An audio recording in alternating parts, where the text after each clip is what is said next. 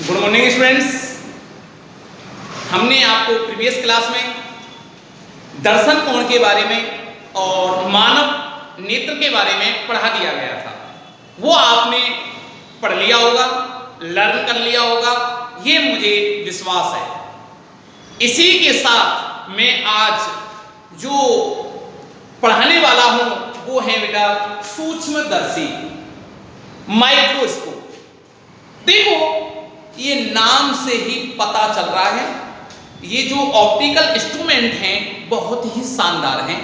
इनमें से बेटा एक क्वेश्चन 4 मार्क्स का हमेशा पूछा जाता है। इस बार भी 4 नंबर का इसके बेसिस पर एक क्वेश्चन पूछा भी गया था। ओके, परावर्तक दूरदर्शी था वो। ठीक है बेटा। तो देखो, सूक्ष्मदर्शी क्या है? ये एक ऐसा प्रकाशिक उपकरण है, यह एक ऐसा प्रकाशिक उपकरण है जो सूक्ष्म वस्तुओं का प्रतिबिंब, कैसी वस्तुओं का? सूक्ष्म वस्तु, छोटी सी वस्तु का प्रतिबिंब क्या बना देवे? बड़ा बना देता है, बड़ा कर दे, या यूं कहो दर्शन कोण का मान बढ़ा दे। किसका मान बढ़ा दे बेटा? दर्शन कोण का मान बढ़ा दे, उसे कहते हैं अपन सूक्ष्मदर्शी। ये बेटा 2 प्रकार की है। नंबर 1 सरल सूक्ष्मदर्शी, नंबर 2 है संयुक्त सूक्ष्मदर्शी। सरल तो होती है सिंपल माइक्रोस्कोप और ये होती है कंपाउंड माइक्रोस्कोप। सरल में केवल एक लेंस होता है। मैं थोड़ी हार्डकोर बात करना चाहता हूं इसके टॉपिक के बारे में, थोड़ा ध्यान देना। कौन सा होता है बेटा? एक लेंस होता है, और इसमें संयुक्त मींस एक से अधिक लेंस होंगे। आपको मैंने प्रीवियस क्लास में एक शब्द पढ़ाया था, वर्णविपथन। वर्णविपथन, वो वर्णविपथन का दोष तो एक लेंस में तो रहेगा, लेकिन एक से जब अधिक लेंस होंगे ना, उनमें वर्णविपथन का दोष नहीं रह पाता। ओके, इस बात का आप लोग विशेष ध्यान रखना। अच्छा, बात आती है कि लेंस आपको यूज कौन सा लेना है। उत्तल लेंस 2 प्रकार के होते हैं, कॉन्वेक्स और कॉनकेव, उत्तल लेंस और अवतल लेंस। तो बात आती है कि लेंस कौन सा लेना है, इसको भी मैं क्लियर करा देता हूं। लेंस आपको यूज में लेना है बेटा उत्तल। अवतल क्यों नहीं? ये लेंस क्यों नहीं? इसलिए नहीं, ये लेंस है ना हमेशा छोटा प्रतिबिंब बनाता है, स्मॉल इमेज बनेगी इसकी लार्ज इमेज बन जाती है। और हमारा उद्देश्य क्या है? दर्शन कोण के मान को बढ़ाना, प्रतिबिंब को बड़ा करना। और बड़ा किससे होगा? उत्तल लेंस से। इसीलिए बेटा हम उत्तल लेंस काम में लेते हैं। ये बात आपको समझ में आ जानी चाहिए। ओके, कोई डाउट तो नहीं है ना? अब देखो, हम आज जो स्टडी करने वाले हैं आज के लेक्चर में, वो है बेटा सिंपल माइक्रोस्कोप, सरल सूक्ष्मदर्शी। ठीक है ना? तो देखें बेटा, सरल सूक्ष्मदर्शी होती क्या है, इसके बारे में समझें सबसे पहले आप। तो देखो बेटा, सरल सूक्ष्मदर्शी ये हमारे सिलेबस में भी है।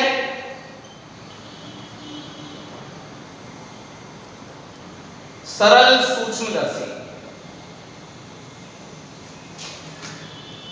अभी मैं डेफिनेशन तो आपको बता देता हूं, लेकिन वो समझ में तब आएगी जब पूरा डेरिवेशन आपको हो जाएगा। कम फोकस दूरी वाले उत्तल लेंस को सरल सूक्ष्मदर्शी कहते हैं। ठीक है ना? क्या बोला मैंने?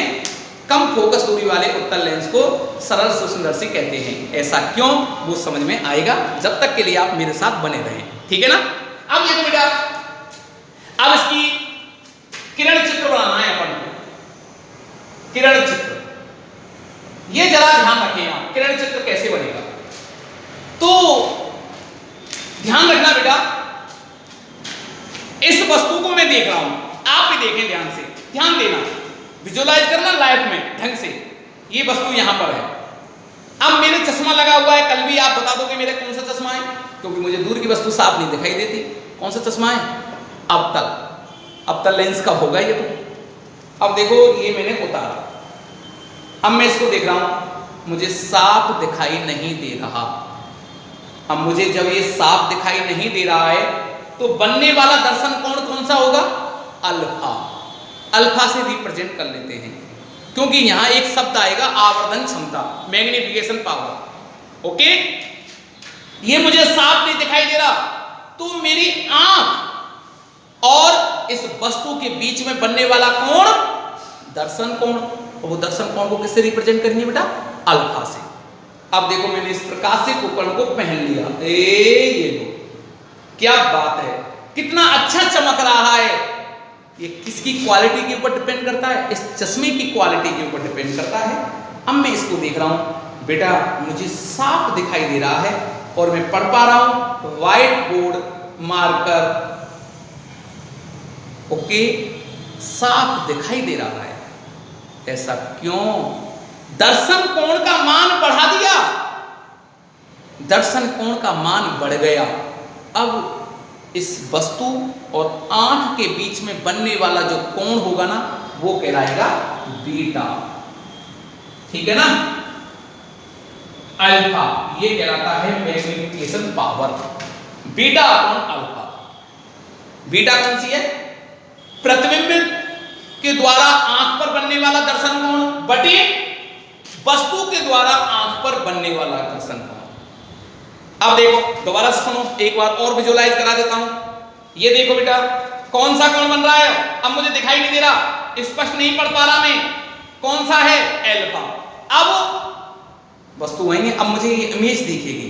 अब इमेज कहूंगा ना, जैसे प्रतिबिंब कहूंगा ना, अब बीटा बन रहा है। अब बताओ, अब क्या है? अल्फा। वस्तु और आंख के बीच में बनने वाला जो कोण है, मुझे धुंधली दिखाई दे रही है, साफ नहीं दिखाई दे रही, अल्फा बन रहा है। अब देखो, अब बीटा बन रहा है। क्लियर? कोई डाउट नहीं, ये होती है आवर्धन क्षमता। ओके बेटा, तो जरा देखें, अपन किरण चित्र बनाएं। तो कोई भी वस्तु है हमारी, ये है बेटा एक वस्तु है AB। AB एक वस्तु है, और इस वस्तु और जो आंख है, इसके बीच में जो एंगल बन रहा है,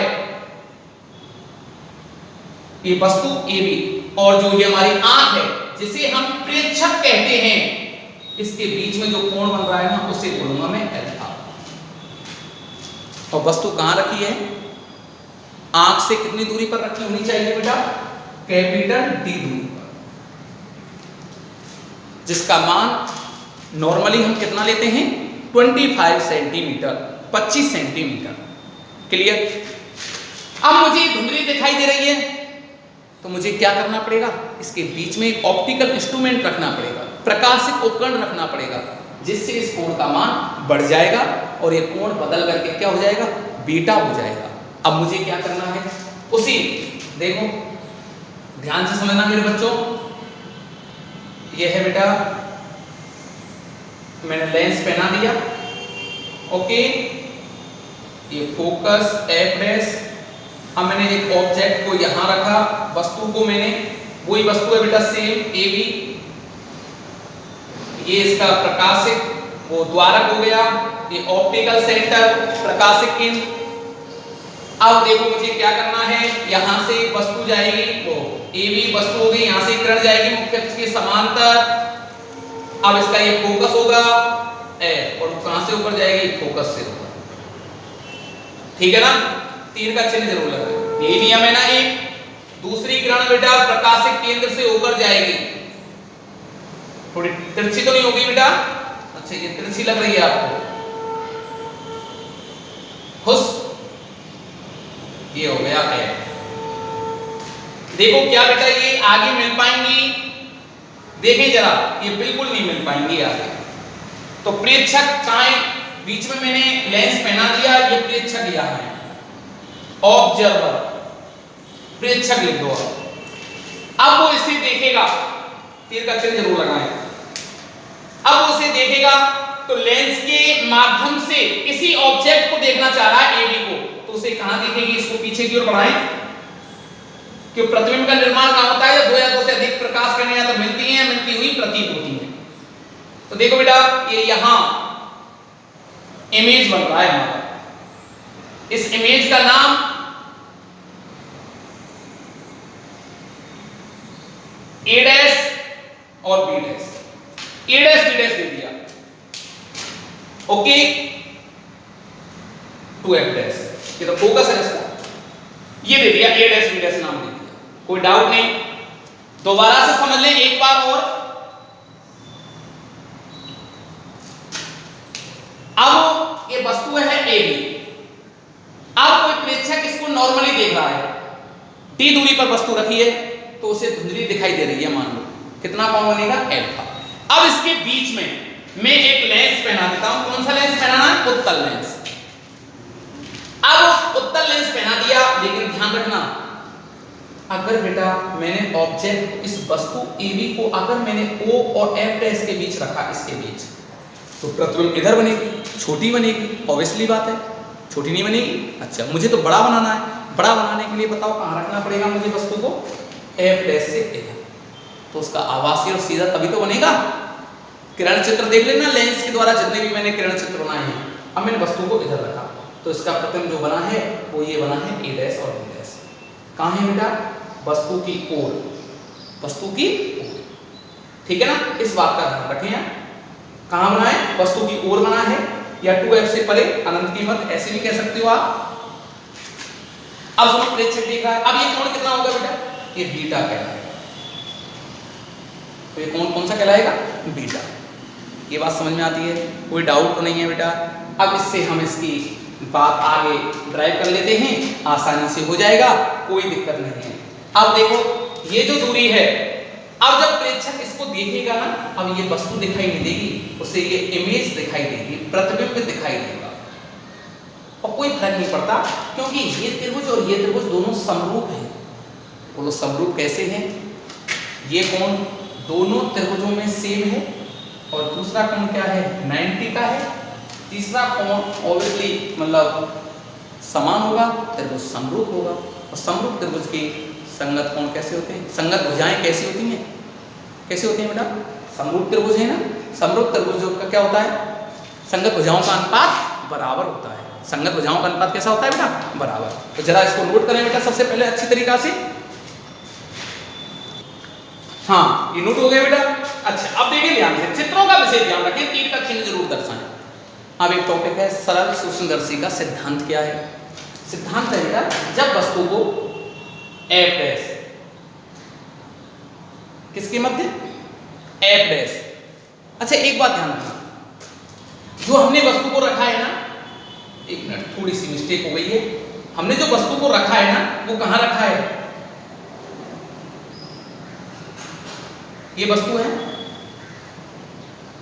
F डैश, और F डैश और प्रकाशिक केंद्र के मध्य रखा है। ओके बेटा, इस बात का ध्यान रखना, कहां रखा है,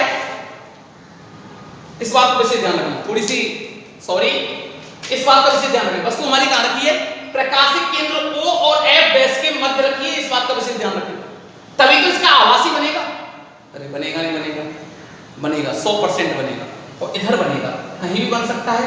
अब ये इसकी स्थिति के ऊपर डिपेंड करती है, अगर वस्तु को F डैश पर रखोगे तो प्रतिबिंब अनंत पर बनेगा, अगर मैं इसको इधर लेकर जाता हूं तो प्रतिबिंब मेरा किधर जाता जाएगा, इधर जाता जाएगा। तो सीधी सी बात है बेटा, तो हम वस्तु को कहां रखते हैं, O और F डैश के मध्य। ओके, तो मेरा प्रतिबिंब कहां बनेगा बेटा, इस टाइप, इस इधर साइड बनेगा, इस साइड में बनेगा। ओके चलो ठीक है, वो तो हो गई। अब देखो ध्यान रखना, आवर्तन, अच्छा सरल सूक्ष्मदर्शी का सिद्धांत क्या है, जब वस्तु को प्रकाशिक केंद्र O और F डैश के मध्य रखते हैं तो वस्तु का प्रतिबिंब आभासी, सीधा, वस्तु से बड़ा, वस्तु की ओर ही बनता है। यही सरल सूक्ष्मदर्शी का सिद्धांत है। राइट, कोई डाउट तो नहीं है बेटा, ठीक है ना। ये क्या है, हमारे सरल सूक्ष्मदर्शी का सिद्धांत। अब हम इसका डेरिवेशन ड्राइव करते हैं, जरा ध्यान रखें। तो इसको ढंग से आप नोट कर लें, चित्रों की प्रैक्टिस कर लें, ये चित्र बहुत ही इंपॉर्टेंट है। तो आज के लिए इतना ही काफी। Thank you so much. कल हम इसका डेरिवेशन ड्राइव कराएंगे। ओके।